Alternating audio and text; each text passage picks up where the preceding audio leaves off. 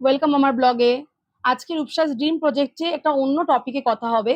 তোমরা হয়তো জানো না যে আমি অনেক বছর ধরে ফিল্ম ইন্ডাস্ট্রির সাথে যুক্ত ছিলাম এবং প্রায় 1 বছর কি 1 বছর 2 মাস, ওই 1.5 বছরের কাছাকাছি আমি যুক্ত ছিলাম। তো সেই এক্সপিরিয়েন্সটা তোমাদের সঙ্গে শেয়ার করব, বেশি কথা না বলে এই ভিডিওটা শুরু করব। আর যেহেতু আমি ফিল্ম ইন্ডাস্ট্রির সাথে যুক্ত ছিলাম, তাই আমি কয়েকটা প্রশ্ন চ্যাট জিপিটি থেকে বের করে রেখেছি। ঠিক আছে, 5টা প্রশ্ন, কিছু কিছু পয়েন্ট আছে, তিনটে তিনটে করে পয়েন্ট আছে 5টা প্রশ্ন। তো তিনটে কোনোটায় 4টে করে পয়েন্ট আছে, সেই পয়েন্ট অনুযায়ী তোমাদেরকে আমি সবকিছু ব্রিফ করে বলে দিচ্ছি যে কি কি বলতে হবে। আর যেহেতু আমি 1 থেকে 1.5 বছরের মাঝে, মানে ওই ধরো 1 বছর 3 মাসের কাছাকাছি আমি কাজ করেছি। তো তারপরে ছেড়ে দিয়েছি, কেন ছেড়ে দিয়েছি সেটাও আমি তোমাদেরকে বলি। কোয়েশ্চেন ছিল যে প্রথম সুযোগটা আমি কিভাবে পেয়েছি। আমি তো বললাম একটা বান্ধবীর হাত দিয়ে পেয়েছিলাম।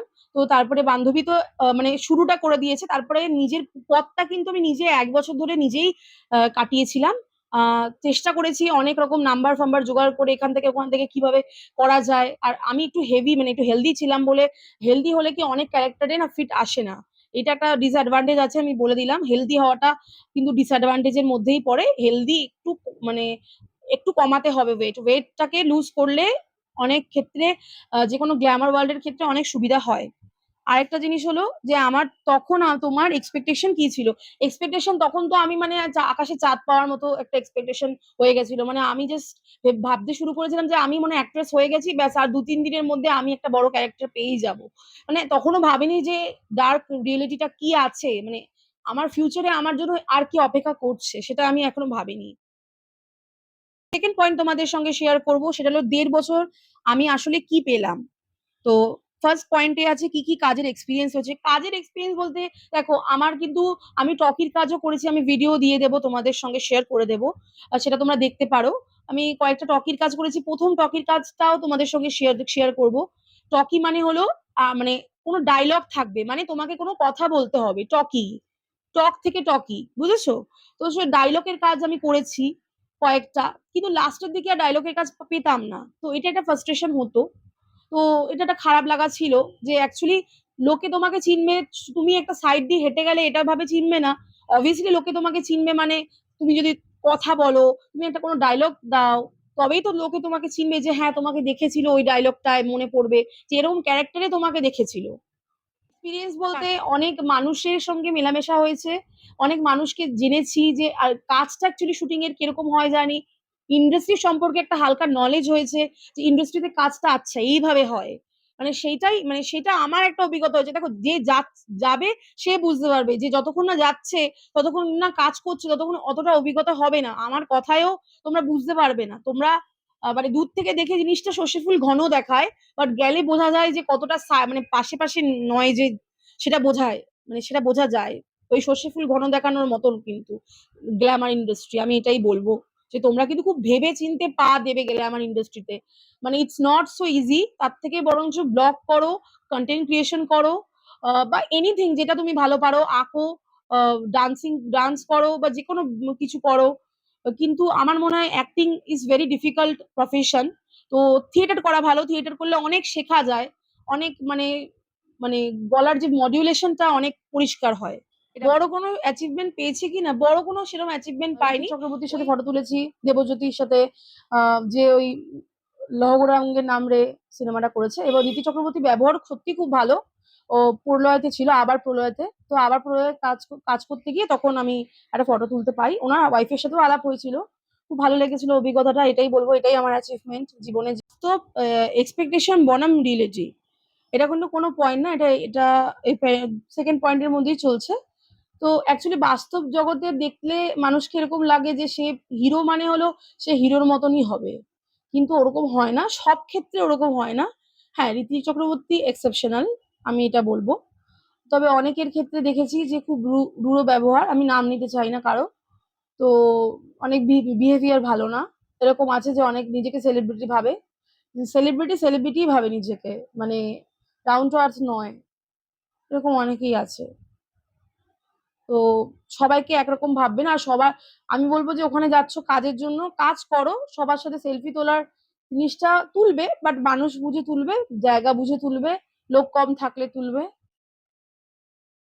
নাও থার্ড পয়েন্ট, ফিল্ম ইন্ডাস্ট্রিতে আসতে কতটা ইনভেস্টমেন্ট লাগে? কোনো ইনভেস্টমেন্ট লাগে না, শুধু একটাই মাথায় রাখতে হবে, তোমরা যদি স্মল টাউন থেকে আসো তোমাদের কলকাতায় টলিগঞ্জের কাছাকাছি বাড়ি নিতে হবে। আর টলিগঞ্জের কাছাকাছি বাড়ি নেওয়া, ভাড়া নেওয়া মানে অনেক টাকার ব্যাপার। ঠিক আছে, তার থেকে একটু ডিস্টেন্সে নিলেও তোমার মোটামুটি কলকাতায় বাড়ি ভাড়া কিন্তু ভালোই। এটা মাথায় রাখতে হবে, যাওয়া আসার ক্ষেত্রে কিন্তু অনেকটাই তোমাদের টাইম টেকিং ব্যাপার হবে, আর অত রাতের বেলা জানোই তো রিস্কি হয়ে যায় মেয়েদের পক্ষে। আর এখানে কিন্তু থাকার কোনো ব্যবস্থা যে বলবে কিন্তু সে কিন্তু ফ্রড, মানে তার কোনো কিছু নিজের কোনো কুবুদ্ধি মাথায় আছে। কেউ কিন্তু থাকার ব্যবস্থা ইন্ডাস্ট্রি থেকে করে দেয় না, শুধুমাত্র গাড়ি দেয়, তাও যেখানে তোমাকে ড্রপ করে দেওয়া যায় শুধুমাত্র যাওয়ার মানে যাওয়ার সময়, তাও খুব কিঞ্চিত মুভির ক্ষেত্রে, মুভির শুটের ক্ষেত্রে। সিরিয়ালের ক্ষেত্রে দেয় না, খুব কম দেয়। ঠিক আছে, কারণ সিরিয়ালের শুট খুব তাড়াতাড়ি হয়ে যায়। তোমাদেরকে একবারেই বলে দিচ্ছি, ট্রেনিং, ওয়ার্কশপ, পোর্টফোলিও, ফটোশুট, এগুলোর খরচা তোমাদের, তোমরা যদি পোর্টফোলিও করতে চাও করতে পারো, কিন্তু আমি বলবো যে সাজেস্ট করবো একবারে না, কারণ আমি একটাও পোর্টফোলিও করিনি। তোমরা বরঞ্চ তোমাদের পরিচিত কোনো কেউ দাদা বা কেউ পরিচিত কেউ ভালো ফটো তুলতে পারলে তাকে একটা ভালো ব্যাকগ্রাউন্ড দেখে, মানে কোনো একটা ভালো ব্যাকড্রপ দিয়ে, ব্যাকড্রপে সেটিং করে তারপরে তোমরা ফটো তুলতে পারো ভালো ড্রেস পরে। এটা বলতে পারি। খরচ বলতে গেলে তোমরা একটা ভালো ড্রেস আপ করবে, মানে জিন্স প্যান্ট যেরকম ভালো ড্রেস আপ করে, মানে যতটা ন্যূনতম দরকার, মানে সবসময় সালোয়ার পরতে হবে ওরকম নয়, মানে জিন্স প্যান্ট, মানে একটু ভালো ফ্যাশনেবল ড্রেস আপ করলে ভালো হয়। মানে তোমাকে বলছি না একদম খোলামেলা পরলেই সবকিছুতে ভালো হবে, ফ্যাশনেবল পরলে ভালো। কারণ ফ্যাশন সেন্সটাও দেখে সবকিছুর দিক থেকে দেখে, কারণ তোমাদেরকে ঘুরিয়ে ফিরিয়ে হয়তো দেখা গেল জুনিয়র আর্টিস্টদের কিন্তু সবসময় ড্রেস দেয় না, অনেক সময় নিজের ড্রেস ক্যারি করতে হয়, তো তোমার কাছে যদি ড্রেস না থাকে তুমি তখন ক্যারি করতে পারবে না। তো অতএব তোমার কাছে সব রকম ড্রেস থাকতে হবে মিনিমাম, এইটা একটা মাথায় রাখবে। পোর্টফোলিও করার প্রয়োজন নেই, বললাম তোমাকে, কোনো একটা স্টুডিওতে গিয়ে জাস্ট একটা একটু ভালো কয়েকটা ফটো তুলে আনবে, তুমি মোবাইলেই ফটো তুলে দেখাও না, ভালো কয়েকটা পোজে ফটো তুলে দেখাও।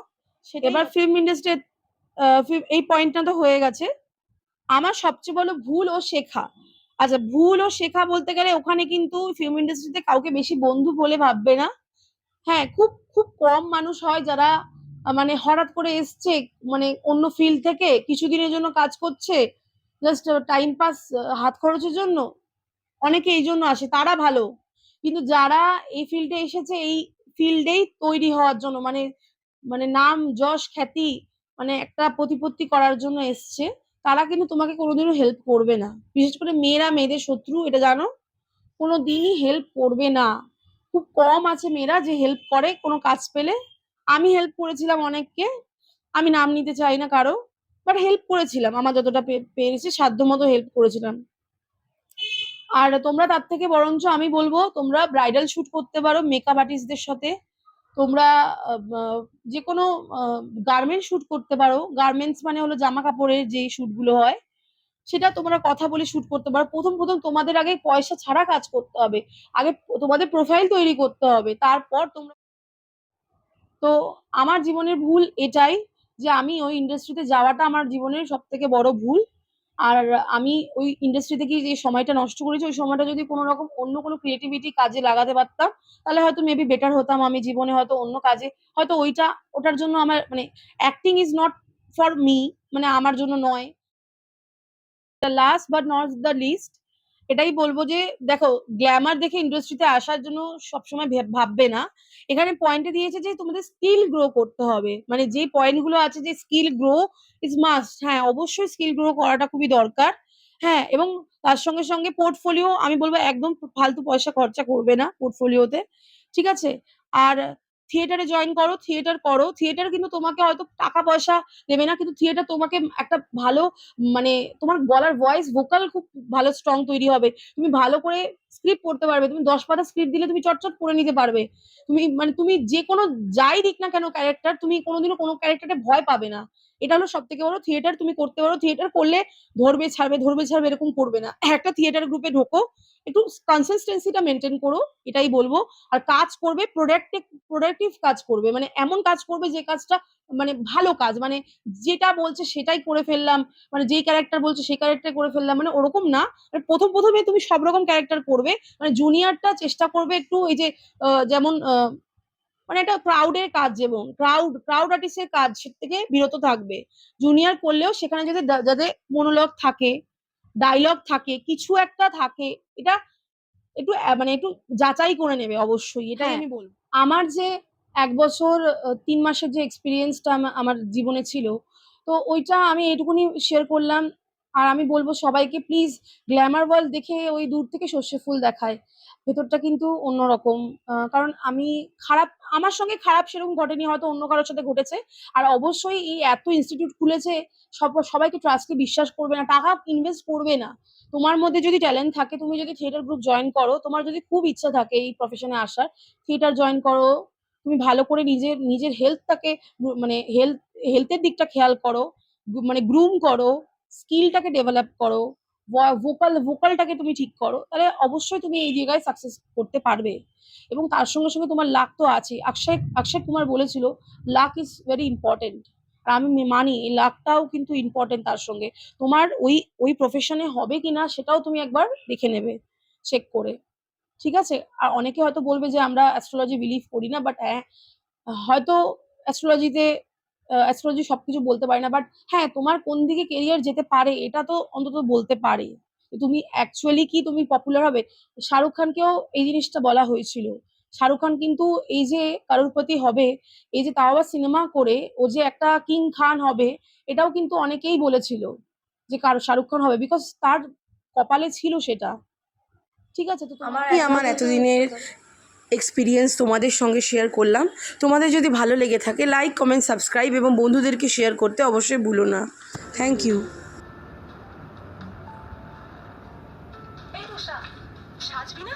চল চল, রেডি হবে তো? হ্যাঁ হ্যাঁ।